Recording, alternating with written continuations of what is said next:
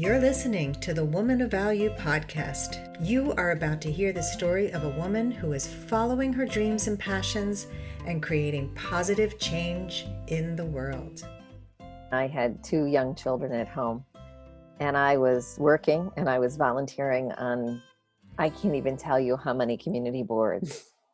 And a dear friend, a mentor of mine, took me to lunch and suggested that I actually might be more successful repairing the world in the ways that were meaningful to me if I stopped trying to do everything and instead really became clear about who I was and the legacy I wish to create.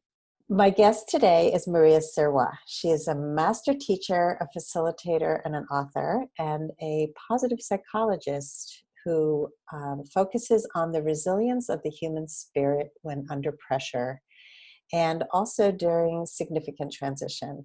She's known for her wisdom, her authenticity, and her humor, and she brings a depth of experience in leadership development and stress management for corporate and nonprofit professionals. So I am so excited to have you here today, Maria. Thank you, Sandy. I love positive psychology. Oh, good. And I've heard you speak many times. We've been on the same summits, and I think that it's such an important field because so many people focus on stuckness and can't. And I grew up with an environment like that. So to me, knowing that there are tools to get out of stuckness is huge. Absolutely. So the first question I always ask is, what does a woman of value mean to you?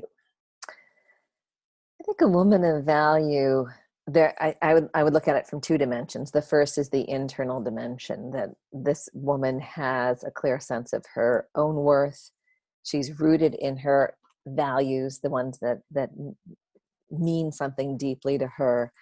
And she is clear about what the core of her being is. So there's an authenticity there. There's the capability of reflection and growth, all of it rooted in personal, deeply seated values.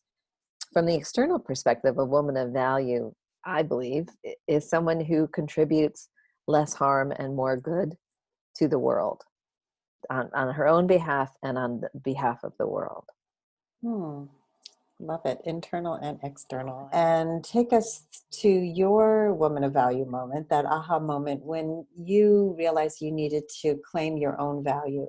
I was in my late 30s and I had 2 young children at home, and I was working and I was volunteering on, I can't even tell you how many community boards. And a dear friend, a mentor of mine, took me to lunch and suggested that I actually might be more successful repairing the world in the ways that were meaningful to me if I stopped trying to do everything and instead really became clear about who I was and the legacy I wish to create. And I took him seriously.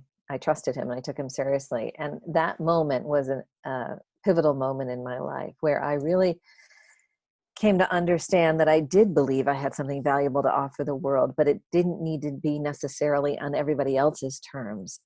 That my best capacity was going to be elevated by really being clear about who am I, who might I become, and what am I here to serve. And once I had answers to those questions, I really got clear on, no, thank you, not doing this anymore. I'm moving here. So that sense of question. That sense of becoming first rooted in the respect for my own way of being in the world, that was essential. And I'm sure you speak to so many women who are right now in that same place you were in your 30s, where they're just giving their energy out all over the place and feeling depleted, feeling that their life lacks fulfillment and value. And so a lot of people don't know where to begin. In fact, I just spent some time with a friend of mine who's in her 60s, doesn't like her job, been doing the same work forever, doesn't feel valued. She has all kinds of medical issues, doesn't take care of them, and I'm just looking at this very stuck person. And I said, there's support out there. You don't have to do it all alone. So yeah, take us through like Where do you even begin? Well, I think you begin with noticing. I mean, I had the good fortune of having someone hold up a mirror to me, and I was ready to hear what he had to say. I think many of us really need to begin even sooner than that. And I'm sorry that I didn't, paying attention to our bodies. You know, if you're chronically fatigued, if you're rushing all the time, if you're irritable with everyone, if you constantly feel like the world is pressing in on you, you know, there's a good chance you haven't taken enough of a mindful pause to think about, ooh, what is it that I'm really interested in bringing forward in the world, and how do I get there? Now, realistically, some of us have considerations that make it difficult to do everything that we want to do, or even anything we want to do in the short term. So it also involves a path and a process. And I think your wisdom is exactly right. We need help. You know, we need a coach or a therapist or a bunch of good buddies who will sort of help us construct the path forward. No one does this well alone. We all need assistance. So first is that mindful sort of reflection on, is this okay? Or have I put myself in crazy town? And second, what is the dream? And third, how can I get help? And fourth, what's the path? Crazy town. Yeah. I've been there a few times. Yeah.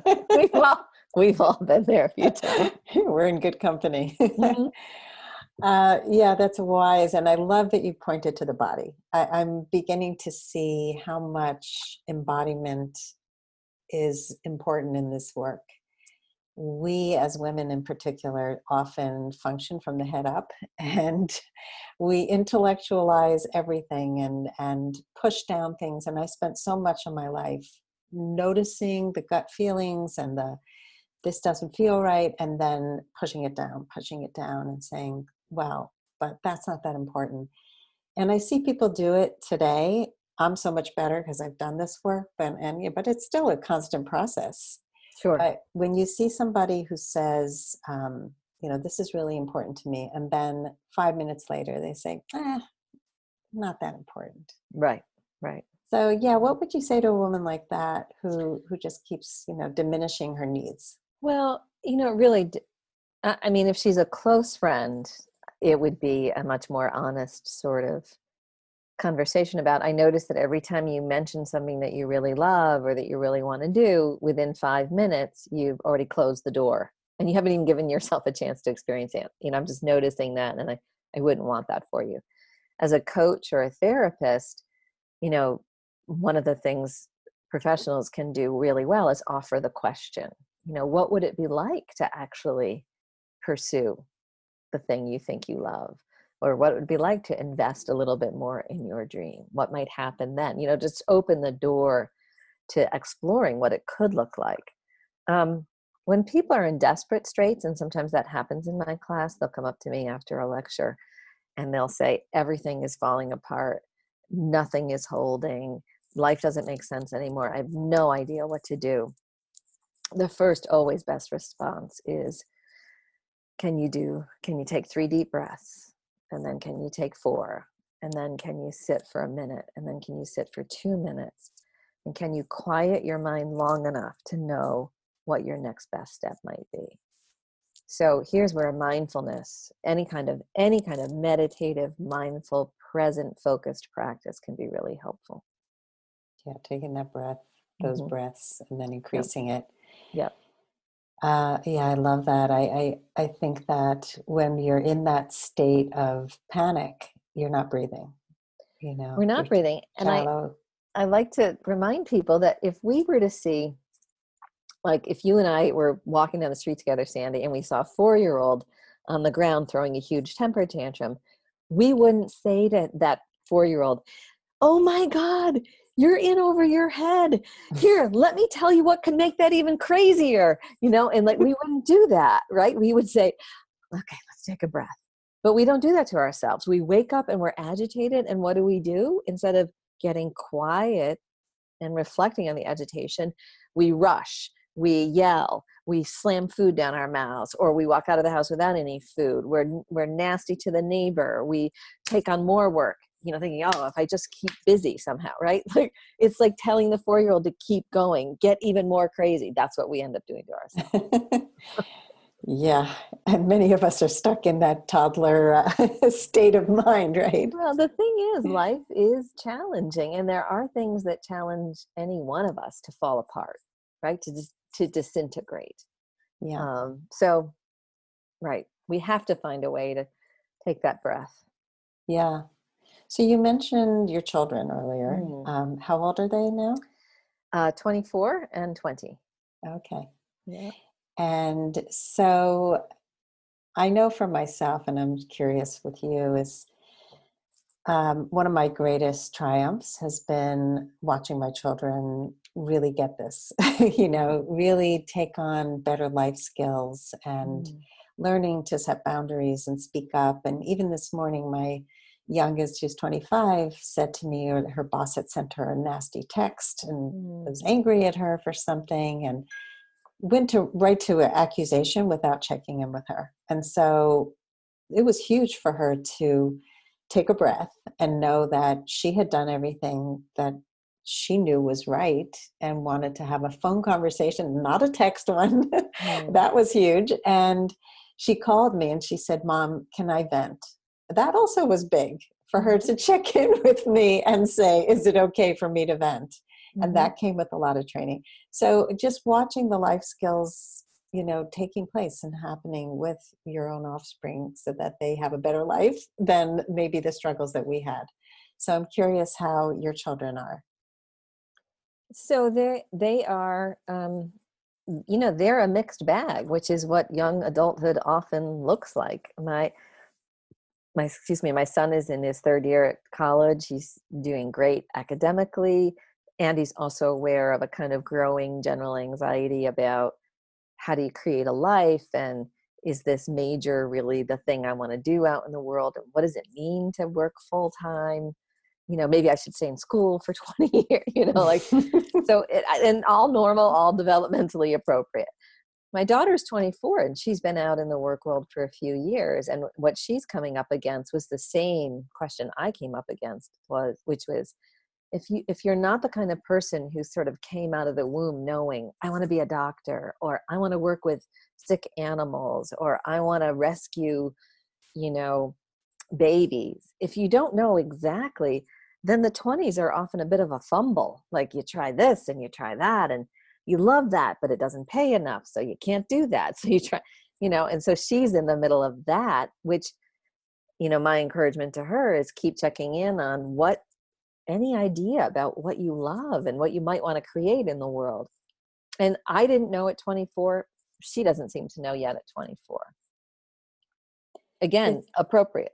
yeah, and it's a big question for people in their 30s, 40s, 50s, Mm-hmm. and I think we place a lot of importance on who are you going to be when you grow up? And you have to know Right. early on. Right. And I'm listening to a podcast now from NPR called How I Built It. Oh. And it's about people who invented things like Instagram. And Oh. Steve Madden, how did he become the shoe designer he is today? He's been to jail. He met his wife in jail. I mean, like, really interesting stories about people who were creators who didn't necessarily know who they were going to be when they were Right. growing up. Right. And one particular story I'm listening to now is a woman who developed a company to provide at-home packages of clothing for women who don't like to shop.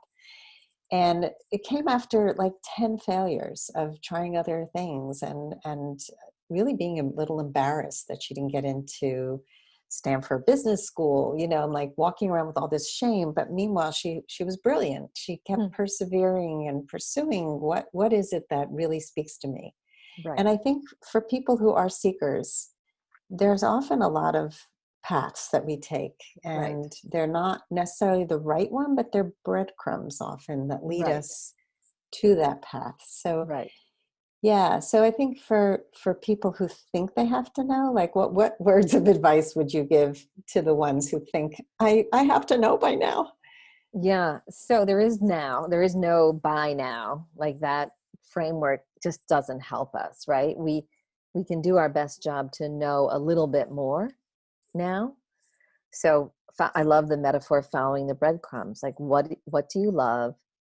What are your skills? What's meaningful to you? So we have a model in positive psychology, a model developed by Tal Ben-Shahar. It's 3 intersecting circles. And one circle is, what are you passionate about?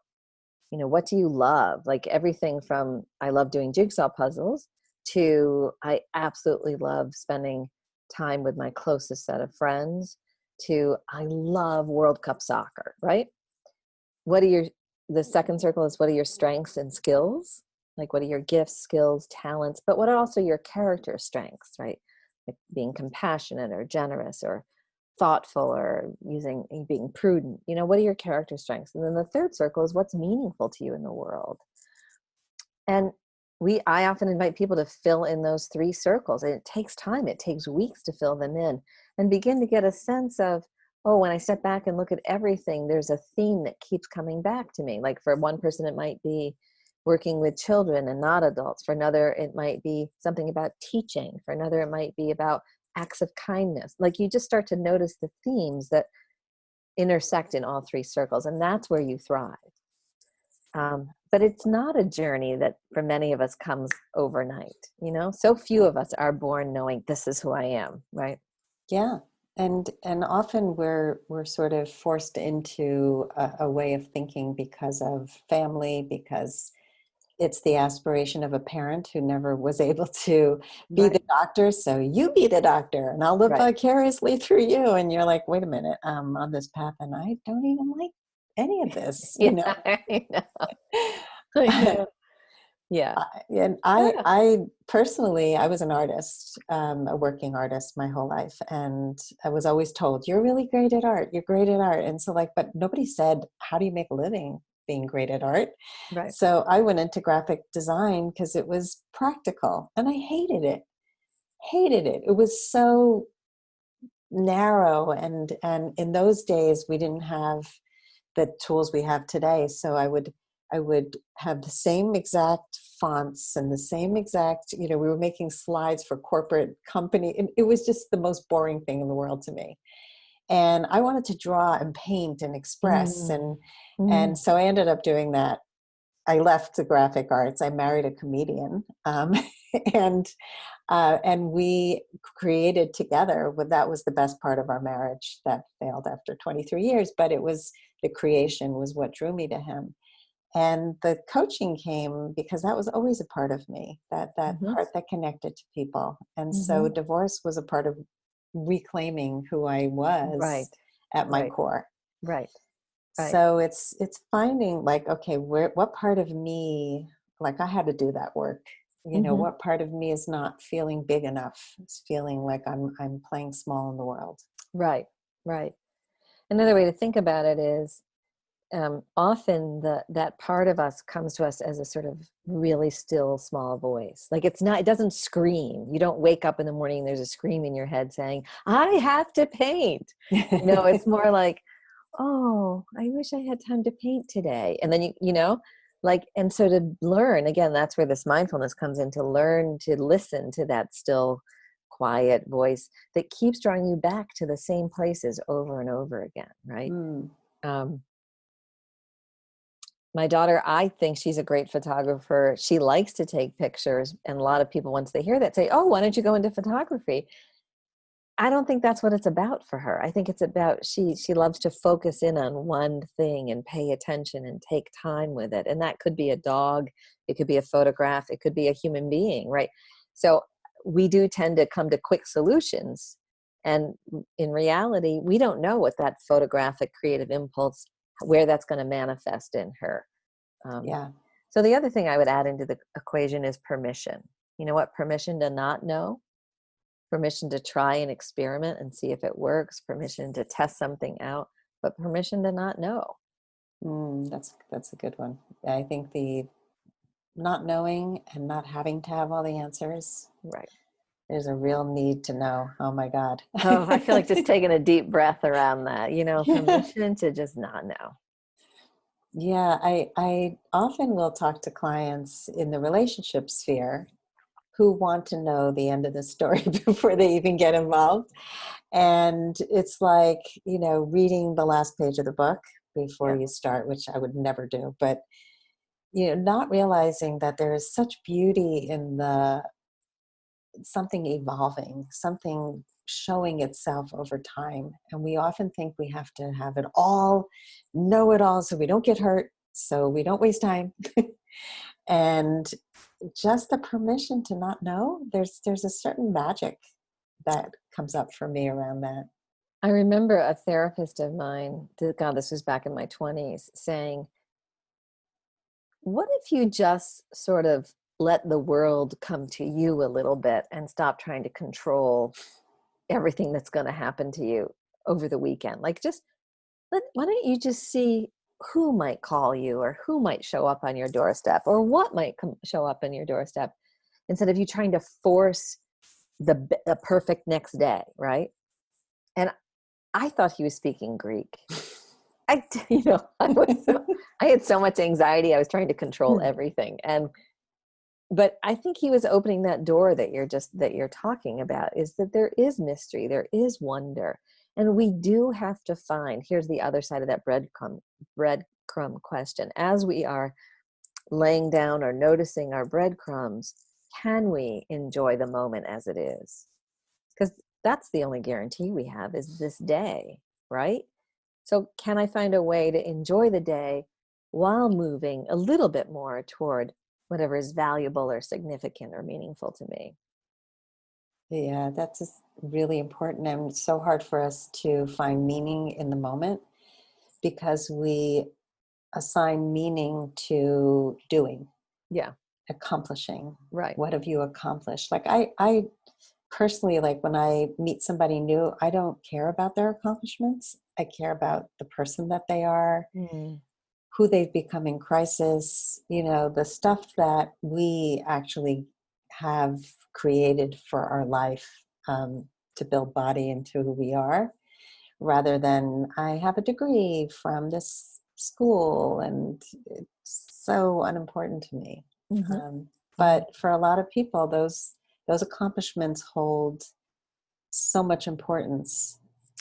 Right, right, right. And for many of us, a part of that is a misguided belief that we're all sort of vulnerable to in this culture, that there's a formula. If I achieve this level and I get these letters after my name, and I work and make this much money, like somehow if I fill in the formula, I'll be happy and I'll feel good about myself, right? And there's no formula. First No. of all, you try a formula and life will life will have its way with you. But second of all, even if you're successful filling in the formula, often it's not you. It's not your way in the world. It was Yeah. somebody, your interpretation of what you thought you should be. Right. Yeah, and everybody has their own path. Everybody has their own It's path. Yeah. something else that Tal Ben-Shahar spoke about in his book Happier was the rat racers, the people who are just looking to meet those goals. So they're running a marathon, they're doing, some big accomplishment, and then they get there, and then now what?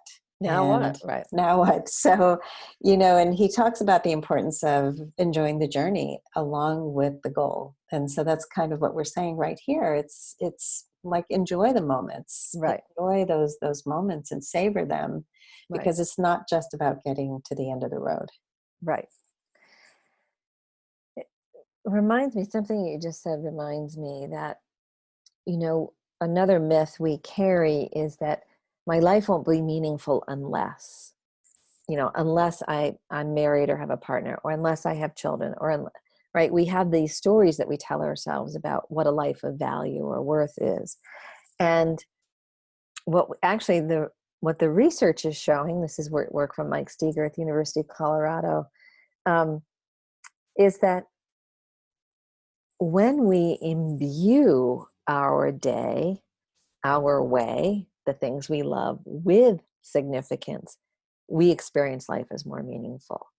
So if one of my favorite things is bling and glitter and stuff like that, and I actually invest in sequins to put on my jeans, and I sit down and I take the time to do that, it may have no meaning to anyone else, but because I've invested and I take myself seriously in this small pleasure, suddenly my day is more meaningful. And if you do that on a regular basis, if you invest in the things that you actually love, even when they're tiny, you start to feel a greater sense of life satisfaction and well-being in the world. So significance doesn't come from externally. It's really from inside. So true. And you just reminded me of my unhappy marriage, and the things that I did when I was in overwhelm Mm-hmm. were to make sure that I was creative every day, Ah. because creativity is a very important value to me. So whether it was painting a table, Mm-hmm. or doing a project with my kids, or baking, or any way that creativity happened made me feel that I was more fulfilled that day. And often I was building towards something. Right. And I watched my daughter, who's a mom of 3 young kids, Mm. and she's a very creative person who has given up a lot of what she used to do to be a amazing mom. And I think, I've talked to her about just making sure she takes some time to do Mm. something that's meaningful to her, so she's not always so tired. Right.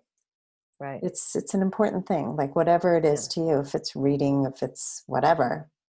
Yeah. And here's the thing, Sandy. Some of us actually know what's good for us. We just are terrible at setting boundaries around that, Mm. right? And now I'm remembering, did you ever read Clarissa Pinkola Esté's book, Women Who Run with the Wolves? No, it's definitely on my list, though. Oh my God, it's like a Bible for people with any sort of creative or generative spirit. And she makes a point over and over again that we ought to be protecting our passionate time, whether that's reading or knitting or painting, as if, it was the most sacred work on the planet. And she has a friend, an artist, who, when she's doing her art, puts a sign on her doorway that says, no one is allowed to disturb me. And yes, that means you, my daughter, my accountant, my lawyer, and my best friend, unless Jesus has been sighted on the Old House Highway, right? Except for the Messiah, nobody's allowed to bother me. Right? I love that. But that's how fierce we have to be. Yes. Yes. Boundaries. Oh my God. That's my language right there. Yes. I teach a whole course with a co-leader on boundaries, because to me, I spent so much of my life not protecting the things that were important to me, letting people steamroll my boundaries. And when I was married, we had no locks on most of the doors in our house. That's how few boundaries there were. And so there was a lock on our bathroom door, and my husband would make these crazy hours for himself. As a comedian, he was working for himself, but he would leave the house like at 4:30 in the morning, drive to a studio where he would work, and then come back exhausted. So he'd miss the morning with the kids. He'd come back tired, and he'd pretty much fall asleep while the kids were falling asleep. And it drove me crazy. How am I going to change this? He's not listening to anything I say. So I started taking a bath during bedtime and bringing in a book and making that my sacred space, locking the door. And it forced him to stay up and read to the kids and put them to bed. It was brilliant, I have to say. On so many levels. It gave the kids time with their dad, and it gave me the time that I needed to regroup and to recharge, because I didn't have it. And it's so crucial. It's so crucial. We deplete ourselves and we fall apart. I like to think of the capacity to say no and the capacity to say yes kind of as an interlocking infinity loop. So the more you're able to say no, which is to set healthy boundaries, the more it swings you to that other side where you have energy to say yes to the things that you love, right? If you're saying yes constantly and you don't have the capacity to say no, you're just going to burn yourself out. If you're saying, so we have to have both. We have to have the capacity to balance too much yesing with no's and too much no, it's all about me, or it's all about only living this small life, with more of the yes. Like what do I love? What am I interested in? What am I fascinated by? What am I going to try, right? So they work together beautifully. But if you're low on one, it's going to make the other one very hard. That's a great way to look at it. Yeah. I love the infinity loop. So in your life, Mm. Maria, Mm. what are your yeses and nos? So no, recently is well, I'll start with my yeses. I have two and a half because the half is it's in my head, but I haven't started yet. 2.5 writing projects going, creative that I love, and in order to protect that, I've been saying no. So I'm saying no to certain work opportunities. I'm saying no to certain kinds of phone calls and coaching questions. I'm only choosing the things that really fit well into my schedule, that lift and energize me, and everything else is a no. Barbara Kingsolver, the author, I was once working for a women's newspaper, and we were trying to bring together a cohort of writers, and we invited Barbara Kingsolver to come and speak. And she wrote me back the most beautiful rejection letter that essentially said, I'm working on a new novel, and while I am writing, it's best for me to say no to anything that doesn't serve my writing. Mm. And I wish you well. She was very kind. I wish you well, blah, blah, blah. And I thought, oh, I can learn something from her. And so creativity right now is around writing. It's around being at home and playing with my young adult kids. And so I have to protect the boundaries on the other side. So yes, right now is a lot about writing. Mm. I love that. And I love Barbara Kingsolver is one of my favorites. Yeah. And that's a great example. I think a lot of writers actually have those kinds of boundaries, that they have to say no. And I think as professionals also, a lot of people want to pick your brain. They want to just find out more, like, how did you become successful? And Right. how did you get a TED Talk? And I remember hearing, so somebody who was on my show, Fran Hauser, who wrote The Myth of the Nice Girl. Oh, She is wonderful. And so she talked about how she learned to protect her yeses and nos. But one of the things she ended up doing was creating little, like, mini courses that answered the questions that everybody had. And so she didn't have to say no to everybody. She would just say, go to my website, here's a course. And I think, we find creative ways to do what we need to do. And but it's so important. I mean, my kids, when I got divorced, my kids had been so used to me not having boundaries that they just assumed that I was there to serve their every need. right. And a lot changed, and I had to set down new ways of being. And I was Right. like, we're a team here. We all chip in and get the work done, and let's talk about what you can do, what I will do. And I am not running errands for you during the day. I work full time. You are not to disturb me, and it was just like, whoa, what happened to mom? But over time, they not only respected me, they also learned from how I modeled for them, which makes me very happy. Exactly. Yeah. Exactly. Yeah. So tell us, Maria, what are you creating in the world right now besides your writing? Like, tell us a little bit about your work, your life. So essentially, I'm a psychologist, and essentially I teach and do training and consultations around the world in the field of resilience. That's my specialty. So I work with organizations, I work with community groups, I work with women's groups, religious institutions, all around themes of essentially, addressing a kind of overarching question, which is how do we grow and how do we move toward resilience in difficult times?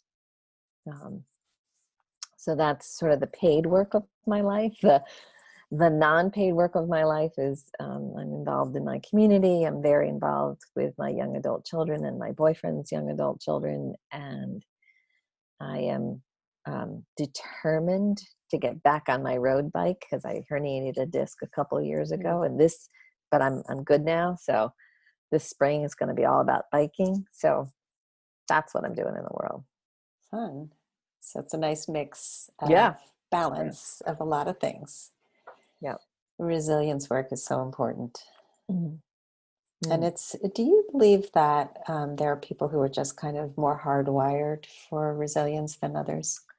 I think we can safely say that some people have a neurochemistry that is hardwired more toward depression and anxiety or rumination and worry, and others less so.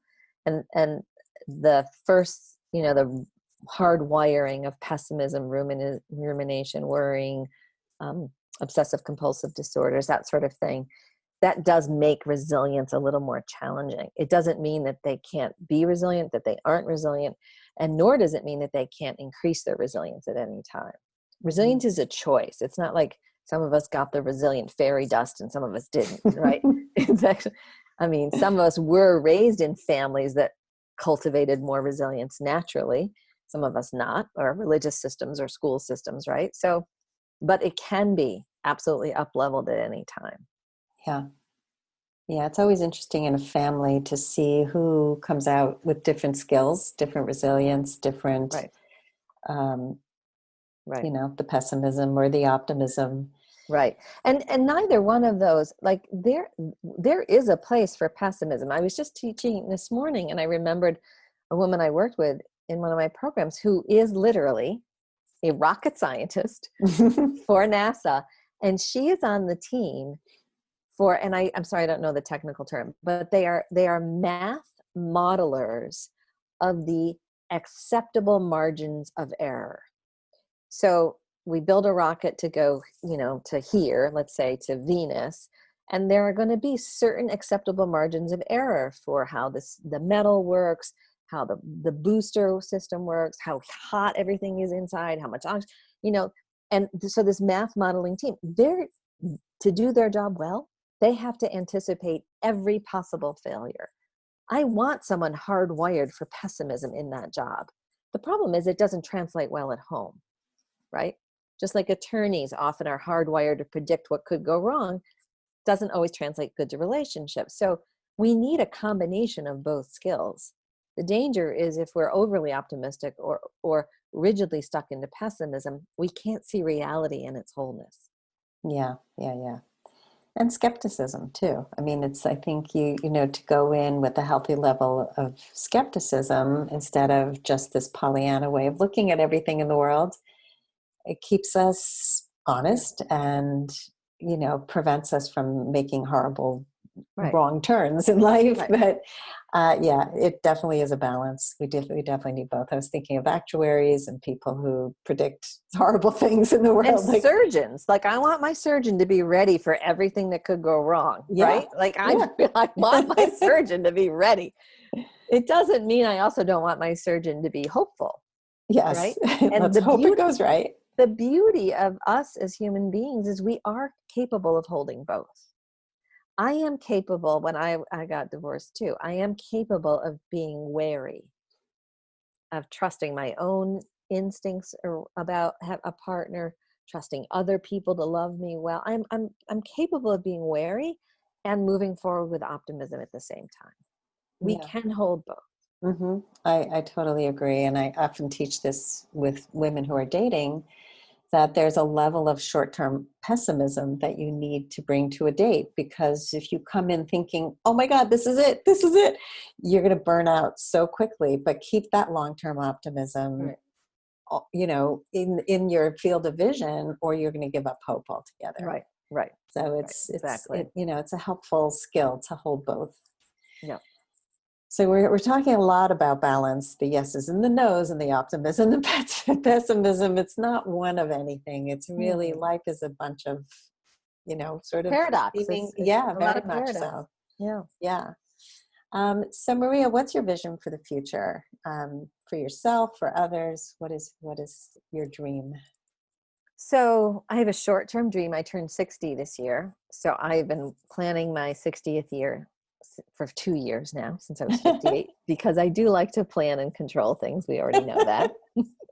But I do it much more lightheartedly than when I was in my 20s. And this year for me is all about joy. It's about the bike riding. It's about the writing. I'm taking my kids and my boyfriend and his kids on a hiking trip to Italy, which I'm really looking forward to. I'm planning a special moment with my closest friends. So I consciously, mindfully 2 years ago began to think about, what do I want the theme of my 60th year to be? the other theme, so joy is one, and the second theme is generosity. What does it mean to be a generous person at this stage in my life, at this point in my life? It does not mean joining 1,000 boards anymore, right? So what does it mean? So I'm living into that question. And then longer term, I think, my work in the world has been modeling and teaching strategies and tools that enable us to hold both.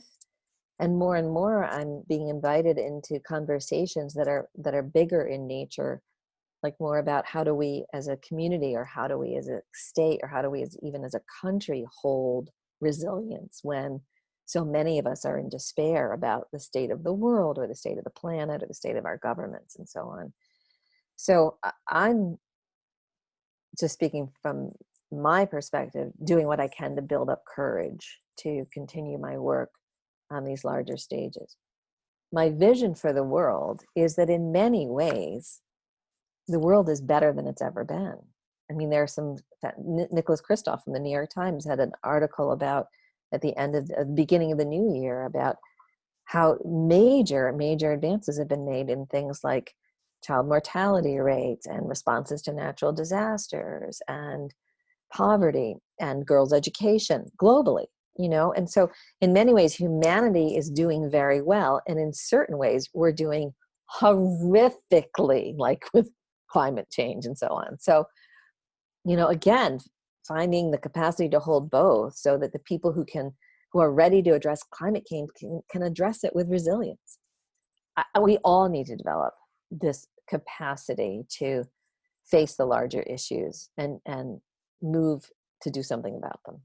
Mm. Wow, and happy birthday. Soon. When is your birthday? Not till October. Oh, wow, you're really a planner. Oh, I am. Well, here's the thing. So to go back to being a value, right, where we started, value and worth and significance. If I want my birthday year to be filled with joy, I need to prioritize that. Yeah. Just sit back and wait. Like, here's, how many of us have had birthdays where we thought, oh, wouldn't it be nice if somebody did this for me, or made this moment happen, or created this, right? One of the biggest ways to inculcate meaning and significance in your life is to actually create the thing that you want and tell people, this is what I want.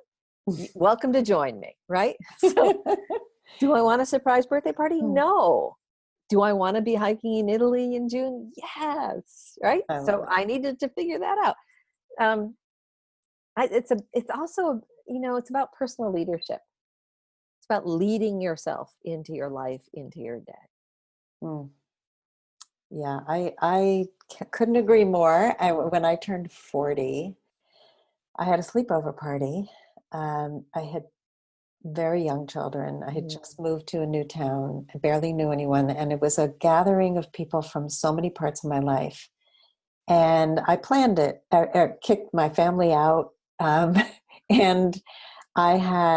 we had personal pizzas we made, and my friends brought me the most hysterical gifts. And the morning when we woke up, we made projects. We had like a 4-year-old party for my 40th, and I loved it. I loved, I'll tell you what, one of the most beautiful parts was, first of all, having these people from all these different parts of my life come together and seeing how they all connect. Because when we really know what our values are, we know that we connect to people who are similar in certain ways. And so I never worried that they wouldn't get along. But I also really love that a lot of them were going through really hard times, and they were able to laugh about it and to let go and to really celebrate and have joy. And that to me was really special. Yeah. Yeah. So I'm a big believer in creating what you want. Yeah. Yeah. Celebrating. When my babies were little, I was in therapy, and my ex-husband was quite ill with cancer at the time. And I remember, the heaviness in my heart of his illness and what was going to come, and would he recover, and the, exhaustion of taking care of 2 little babies at the same time. And my therapist said something brilliant, which you just referred to. She said, the the moms who learn to get through this intact, this parenting thing intact, tend to be good at creating moments that lift them and that create, positivity and energy for their children. And the moments are going to be different from child to child, right? Like my son loved to be read to sleep at night. My daughter loved to be, exploring with mud puddles, right? Like really creating moments. And as adults, we're so good at often creating moments for other people, we forgot that we get to create them for ourselves, just like you did around your 40th birthday. Yeah. Right? Yeah, creating those moments. And also, well, there's just so many conversations I could have with you. I'm just like, but again, I've been doing my birthdays for years now.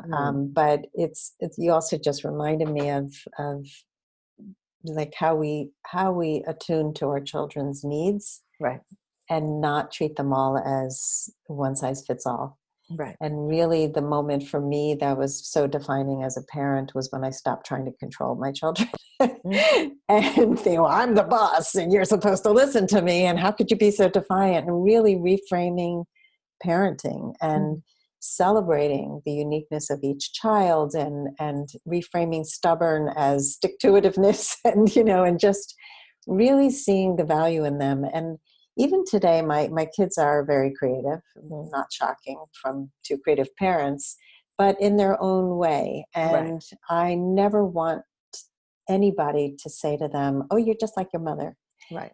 So whenever somebody will say, oh, the apple doesn't fall from the tree and all that stuff, I just say, they are artists in their own right. They each have their own talent, and I appreciate, there is definitely a connection, but pay attention to what they're creating, because that's on them.